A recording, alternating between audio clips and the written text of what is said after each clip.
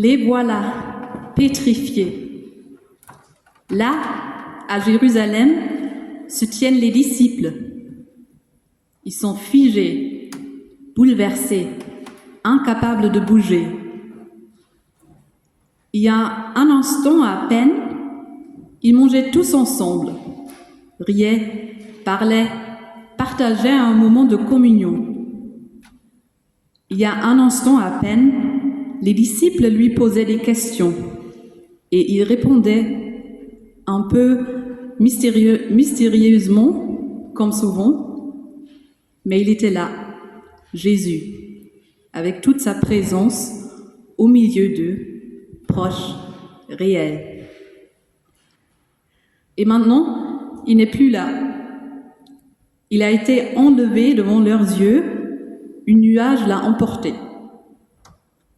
Et les disciples, comme nous sans doute dans une telle situation, restent à fixer le lieu où il a disparu, sans comprendre, sans y croire, sans savoir comment réagir. C'est ainsi que l'ascension de Jésus nous est racontée au premier chapitre des Actes des Apôtres.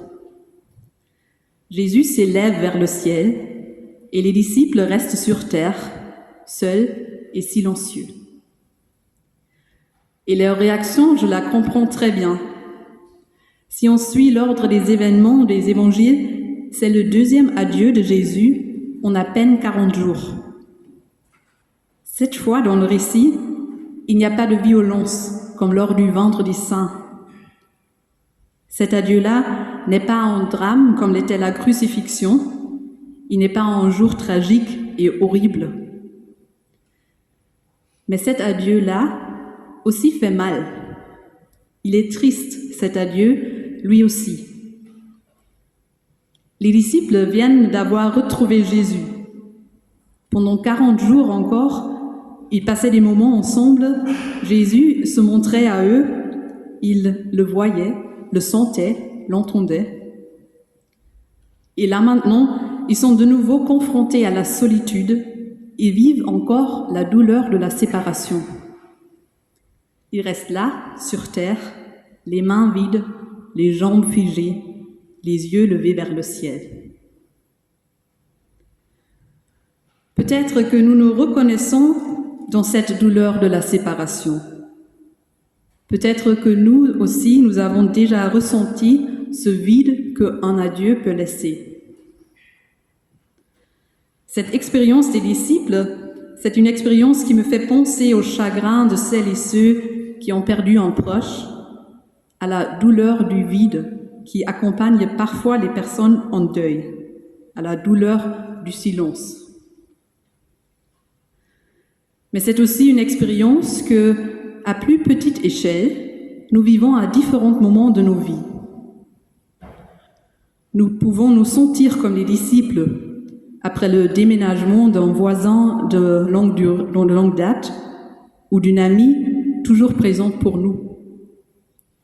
Les rues où l'on se sentait chez soi deviennent étrangères. La vie quotidienne, qui était pleine des petites joies, devient lourde et terne.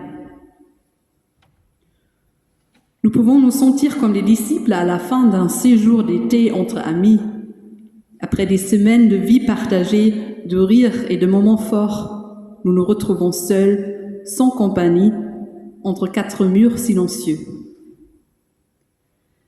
Et nous pouvons nous sentir comme les disciples dans un chagrin d'amour, quand une période commune prend fin, quand on doit dire adieu à un rêve, à un espoir, à un désir. Dans toutes ces situations-là, nous sommes confrontés à l'expérience du vide.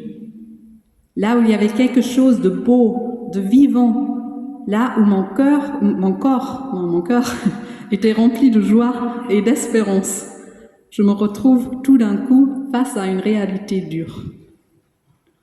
Aussi belle et riche que soit l'expérience vécue, aussi écrasante peut être la perte.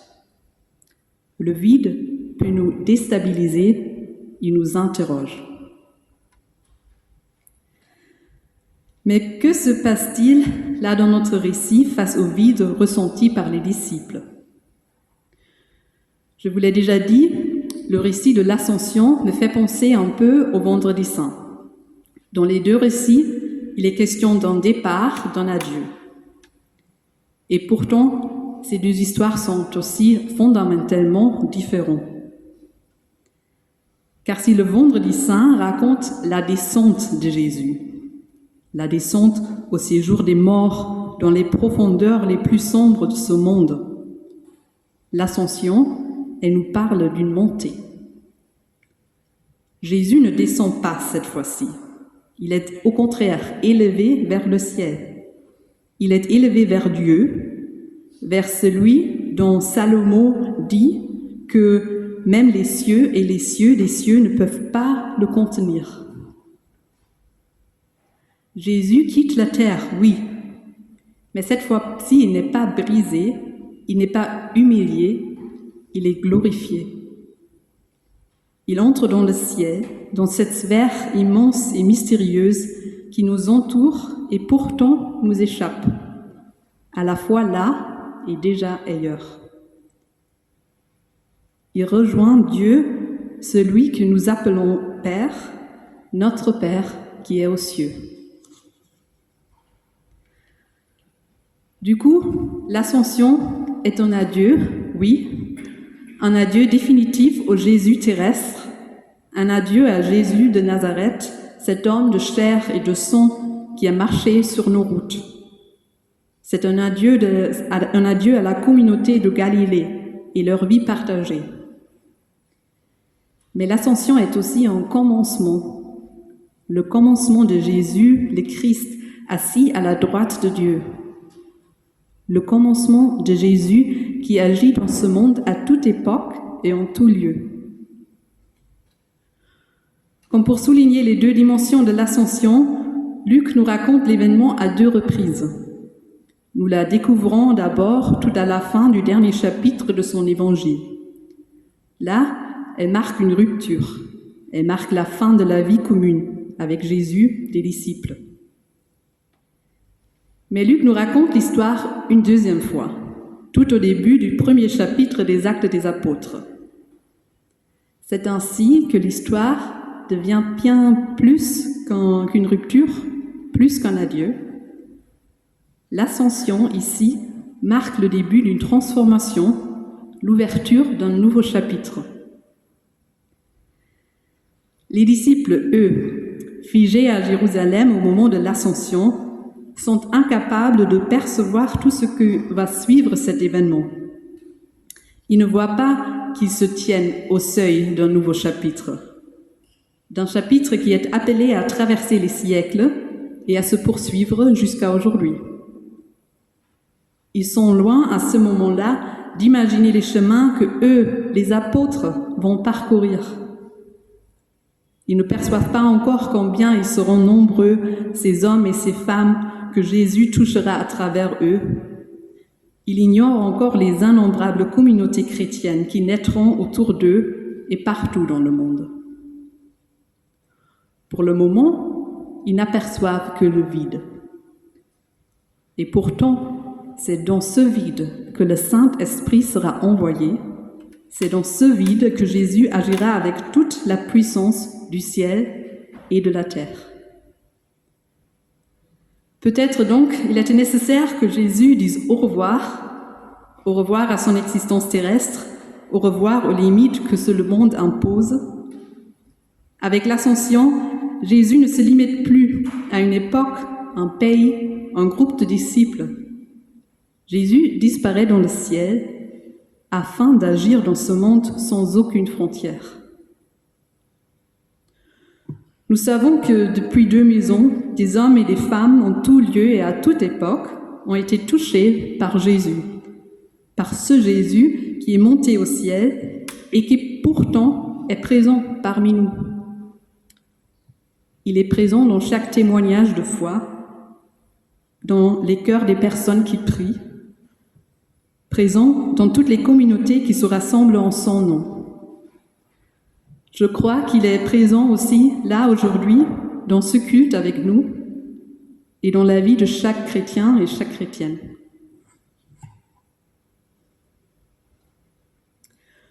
Pour les disciples à Jérusalem, ce sont finalement des anges en blanc qui viennent les libérer de leur immobilité. Ils s'approchent de ce groupe, toujours attendant, un peu perdu, sans repère. Les anges leur adressent cette question simple et profonde. Gens de Galilée, pourquoi restez-vous là à regarder vers le ciel ? Cette question peut être posée aujourd'hui à chacun, chacune d'entre nous qui parfois restons pétrifiés devant les changements de notre vie. C'est une question qui s'adresse à tous ceux qui cherchent des repères au milieu des adieux et des passages. C'est une question pour tous ceux et celles qui cherchent Dieu au loin en oubliant sa présence tout près. Avant de partir, Jésus fait une promesse.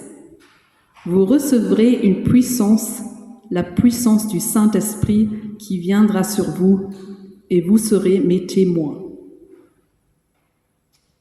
En lisant les Actes des Apôtres, nous savons que beaucoup de choses vont se passer après le jour de l'Ascension. Nous lisons que oui, les disciples deviendront témoins. Témoins à Jérusalem, dans toute la Judée, dans la Samarie et jusqu'aux extrémités de la terre.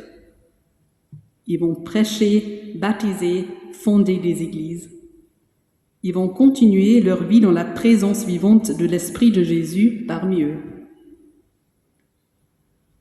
Ainsi, cette histoire de l'Ascension, elle peut nous encourager, nous aussi. Elle nous invite à nous mettre en route. Gens de Lyon, gens d'Hétéro et des différentes paroisses de ce consistoire, pourquoi vous vous arrêtez à regarder le ciel ? Soyons témoins pour ce monde terrestre en portant en nous la confiance en ce ciel qui nous dépasse. Soyons témoins de l'amour de Dieu, témoins de l'espérance, témoins de la foi qui nous transforme. Ne restons pas figés, mais faisons confiance à l'Esprit de Dieu qui vient combler le vide.